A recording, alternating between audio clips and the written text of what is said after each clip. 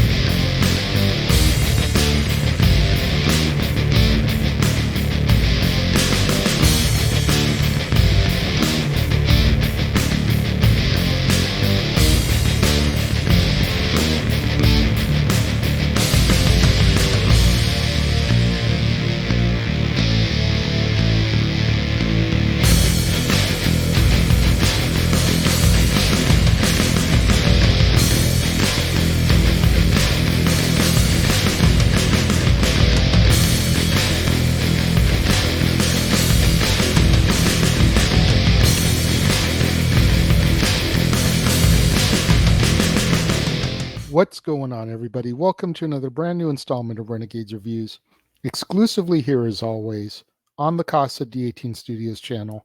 I, of course, am your host, the Renegade JJ Williams. And this week, we're going to take a look at a few action-centric movies that I love from my childhood, my teenage years, my adolescence. The first one we're going to take a look at is the Western Maverick, starring Mel Gibson, Jodie Foster, James Garner, Alfred Molina, James Coburn, Graham Greene, and featuring cameos from Danny Glover, Corey Feldman, Doug McClure, Margot Kidder, Waylon Jennings, Clint Black, Hal Ketchum, and a slew of others. What's going on, everybody? Thank you for joining me here once again for another brand new installment of Renegades Reviews. And as I said during the introduction, This week, we're going to take a look at some action centric movies that I enjoyed during my youth, my adolescence, my childhood years. Last week, we took a look at some more family friendly films like Little Monsters, Vice Versa, and Like Father, Like Son. This week, it's all about the action, baby. And we're jumping right into the thick of things with a Western comedy called Maverick. And being as how it's a Western, our movie takes place in the Old West, as gambler Brett Maverick is on his way to a major 5 card draw poker tournament that is being held on the paddle steamer, the Lauren Bell. Now, Maverick wants to prove to himself and to everybody else that he is, without a shadow of a doubt, the best card player of his time. However, he is currently short $3,000 of the $25,000 tournament entry fee. Maverick travels to the town of Crystal River, intending to collect on some of the debts that are owed to him, as well as hopefully winning some money at the local card games. During an impromptu poker game, Maverick encounters the ill tempered gambler Angel, and as well as a beautiful female con artist named Annabelle Bransford. Maverick is able to win a massive pot off of Angel by bluffing, which raises Angel's ire and creates an enemy for Maverick. The next day, Maverick and Annabelle end up sharing a stagecoach with Marshal Zane Cooper, and together the three set out of Crystal River. They narrowly escape falling into a ravine and plummeting to their deaths when their elderly coachman dies all of a sudden. And later, they aid missionary settlers who have been attacked by bandits disguised as Indians. Now, in order to thank Maverick for his assistance, the settlers offer him a percentage of the recovered money, which they desperately need to start their mission, while one of the missionary women desires to marry Coop. However, both men decline the offers. The trio and the settlers are then all of a sudden cornered by a large band of real life Native Americans, led by Chief Joseph. Now, Annabelle and Coop are unaware that Joseph and Maverick are actually really good friends. So Maverick sacrifices himself in order to allow his companions to escape. Now, Joseph is one of the debts Maverick was hoping to collect from, as Joseph owes $1,000 to Maverick. And together, they are able to actually swindle that particular amount off of a Russian archduke with a scheme that allows him to hunt and kill an Indian, which is actually Maverick in disguise. Meanwhile, Angel is still seething about the loss to Maverick from their previous poker game, and he receives a telegram instructing him to stop Maverick from reaching the tournament. Angel and his gang are able to catch up to Maverick, but they are unable to find his money, so instead they leave him for dead. However, Maverick is able to escape the predicament, and he recovers the $23,000 which was hidden in his boot, and then he begins to make his way to the Lauren Bell. Once aboard the ship, Maverick is reunited with Coop and Annabelle, who is short $4,000 of the entry fee herself.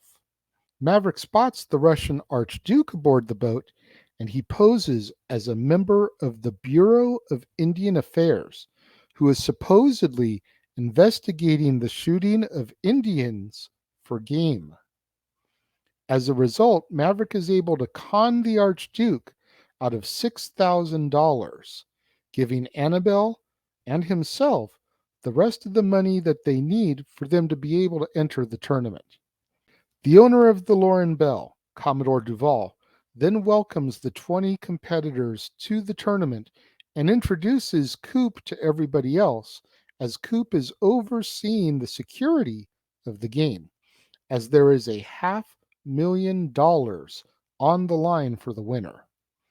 Coop's job is to watch out for any cheaters who are then thrown overboard once caught. When everything is all said and done, the final four players in the tournament are the Commodore, Angel, Annabelle, and Maverick. Coop calls for a 1 hour break before the final game begins. And during the break, Maverick and Annabelle have a sexual romp in his room.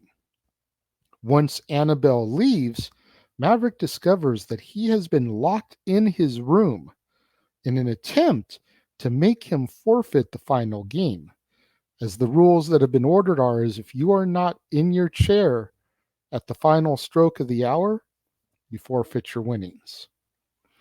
However, Maverick manages to climb out the window and swing across the ledge, just barely making it to the final game on time. Annabelle, unfortunately, is the first one eliminated, and the match eventually comes down to the Commodore, Angel, and Maverick. Now, Maverick notices that the dealer is dealing from the bottom of the deck and calls the dealer out as a cheater. The Commodore and Angel go all in with strong hands, and after asking Angel to give him one card off the top, Maverick is able to complete a royal flush in order to win the game. Angel and his men try to shoot and kill Maverick, but Coop and Maverick are able to shoot first, killing all of them. During the closing ceremony to present Maverick with his $500,000 winnings, Coop turns and robs Maverick, deciding to keep the money for himself instead, and he escapes. Later that evening, the Commodore finds and meets with Coop, as it's revealed that they had been in this together all along. It's also revealed that it was the Commodore who wired Angel regarding Maverick in an attempt to keep him from the game. When the Commodore goes to draw his gun, planning on breaking the deal with Coop, Maverick all of a sudden appears, having tracked them down, and he takes back his prize money. Sometime later, Maverick is relaxing in a hot bath when Coop finds him. It is then revealed that Maverick is actually Coop's son, and that the two had planned this all in advance.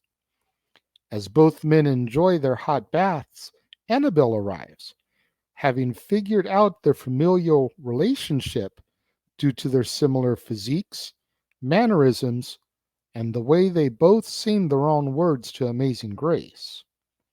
She then takes the bag containing the prize money and walks out. However, once she leaves, Maverick tells his dad that he allowed Annabelle to take the money since he had actually put half of the prize money in his boots. Maverick then admits that it'll be fun to retrieve the other half of the winnings as our movie comes to its end. Now, for me, Maverick is a classic. I saw this in theaters during the mid 90s when it came out. I knew nothing about the Maverick TV series, except for the fact that James Garner, who plays Coop in this, was Maverick on the TV show. So when the whole reveal was that Coop was actually Maverick's dad, I thought that was a nice little nod and Easter egg to the fact that he was Maverick in the show. Like I said when I read off the cast list, you had so many cameos in this that it was ridiculous. Danny Glover plays a bank robber in one scene, and him and his posse, his gang, are trying to rob a bank that Maverick is at, as Maverick is trying to collect $1,000, one of the debts that he's owed from the manager of the bank. And Danny Glover and his crew show up. They rob the bank, so Maverick's not able to get his money. And Maverick pulls down the bandana and looks at Danny Glover, and they both do the nah, nah, like, I recognize you, but you're not who I think it is type of thing. And even seeing this, when I did, I got the joke, even though I had never seen a Lethal Weapon movie at this point. I knew enough to know that they had done 3 Lethal Weapon movies by here, and I got the joke.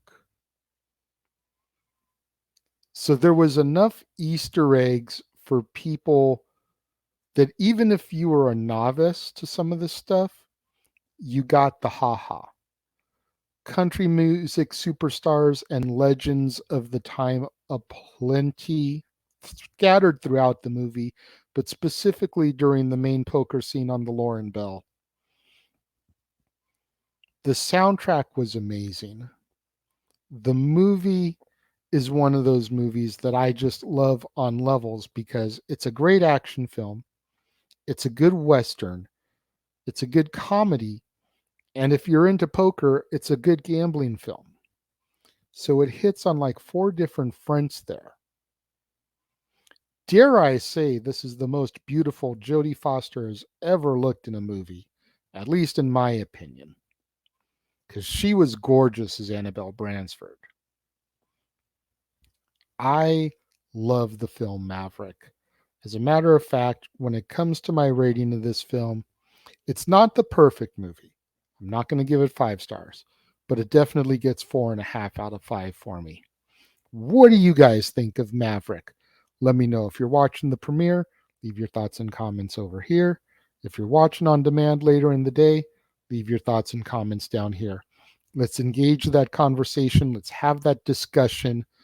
Let's hash things out. You guys know that I respond to you guys and your comments. You guys know I love constructive criticism. Let's talk about Maverick in the comments below. Make sure you tune in at 3 o'clock Pacific, 6 Eastern at the top of the hour, both right here on the Casa D18 Studios channel, as well as over on the Jeff Meacham Network, as it'll be time for another episode of The Dads, Not Always on Wrestling, and me and Jeff discuss the top 10 songs of the Eagles, one of Jeff's all-time favorite bands, if not his favorite band of all time. It's going to be a different one, as Jeff is going to bring us home on this one, and I'm going to be the one to do lead off. Normally it's reversed when we do non-wrestling titles, so it should be a good one. Make sure you tune in at the top of the hour for that. And then again tomorrow, right here on the Casa D18 Studios channel, with a replay on Thursday over on the Jeff Meacham Network. It is the season premiere of Stat Boys Sports Bar featuring Dory Lou. That's right, 7 p.m. Eastern, 4 Pacific, Tuesdays, right here on the Casa D18 Studios channel. The Stat Boy comes home. This is the channel that had Stat Boy rants back in the day. Stat Boy Sports Bar has been a staple of the Jeff Meacham Network since its debut. We thanked the Jeff Meacham Network for allowing it to be brought back and over to the Casa channel, making the Casa D18 Studios channel the home for Stat Boy Sports Bar featuring Dory Lou. And the Jeff Meacham Network is still going to get to broadcast the replay on Thursdays. You're not going to want to miss out on any of that content, both here on the Casa D18 Studios channel and over on the Jeff Meacham Network. So much stuff coming up just in the next 24 hours. It's nuts. To all my loyal fans and viewers out there, thank you so much for tuning in and joining me here today. Make sure you smash that like button. Make sure you're subscribed. Make sure you have your notification bell turned on so that you can get all the latest, most up-to-date videos as soon as they drop, notified, so you can watch them. Give me those views. Share these videos with your family, friends, loved ones, movie fanatics. Mel Gibson fans, Jodie Foster fans, James Garner fans, Western movie fans, fans of the television show Maverick, fans of country music, fans of poker, anybody that you can think of that would enjoy this video, share it with them, help boost up my visibility in the YouTube algorithms so I can eventually get monetized, make some money on this deal. Thank you again to everybody who tuned in and joined me here today, and I will see you guys next time.